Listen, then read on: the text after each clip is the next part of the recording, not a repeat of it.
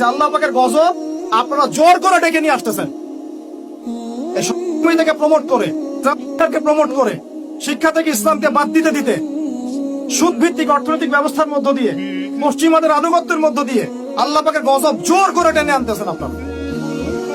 আমরা সতর্ক করতেছি আপনাদেরকে, আল্লাহর গজব চলে আসলে কেউ রেহাই পাবে না, না ভালো আর না মন্দ, কেউ না। আর আমরা যারা ভালো সাজার চেষ্টা করতেছি, ভাই আমি নিজে বাঁচলে বাপের নাম, ওর উপরে আগে সবার আগে আযাব আসবে, ওর উপরে আগে আযাব আসবে। কারণ সে জানতো, জেনেও কথা বলে নাই কেন, জেনেও মানুষকে সতর্ক করে নাই কেন। আমি কথাগুলো খুব থেকে বলতেছি, কারণ এগুলো দেখতে দেখতে দেখতে দেখতে আর সহ্য করতে পারতেছি। একটু স্বচ্ছ সোজা কথা বলো, যাতে মানুষ, আমার ভাই আপনারা সত্য মিথ্যা চিনে নিতে পারে।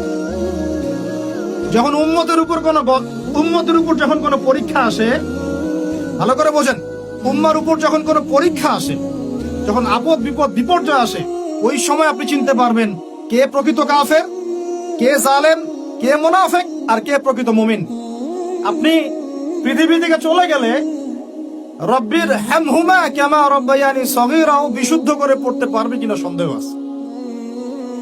দোয়া করে রব্বির হামহুমা কামা রাব্বায়ানি সাগীরা, একটা বাক্যের মধ্যেই 5টা-6টা বলবো। বলে রাব্বির হামহুমা কামা রাব্বায়ানি সাগীরা, এভাবে বলে আপনার ছেলে। ব্যর্থ পিতা আপনি, একজন ব্যর্থ পিতা, একজন ব্যর্থ মা। যে মা, যে পিতা সন্তানকে কোরআন শেখাতে পারলো না, এর চেয়ে হতভাগায় পৃথিবীতে কেউ নাই। কোরআন আল্লাহ পাক আপনাকে দিয়েছেন শোকেজের মধ্যে তুলে রাখতে। বাবা মারা গেলে 3 দিনের দিন বের করবেন, 40 দিনের দিন বের করবেন, আর বছর দিন বের করবেন। ওই দিন হুজুরকে খুঁজবেন, হুজুর আসেন জানাজা পড়াই দিয়ে যান। অন্য সময় দাড়ি টুপি পাগড়ি জুব্বা দেখলে ভয় আতঙ্কে বাড়ি ভাড়া পর্যন্ত দেন না। হুজুরকে দরকার হয় কখন? নিজের জানাজার সময়। বাড়ির কেউ মরলে, দোকান উদ্বোধন করবে, তখন জিলাপি আর ফরমার দরকার হয়। আর আমরাও এমন গায়রতহীন হয়ে গেছি, 500,000 টাকার জন্য আবার জানাজা পড়াতেও যাই। একটা প্যারালাইজড নোংরা প্রজন্ম গড়ে তুলছি আমরা।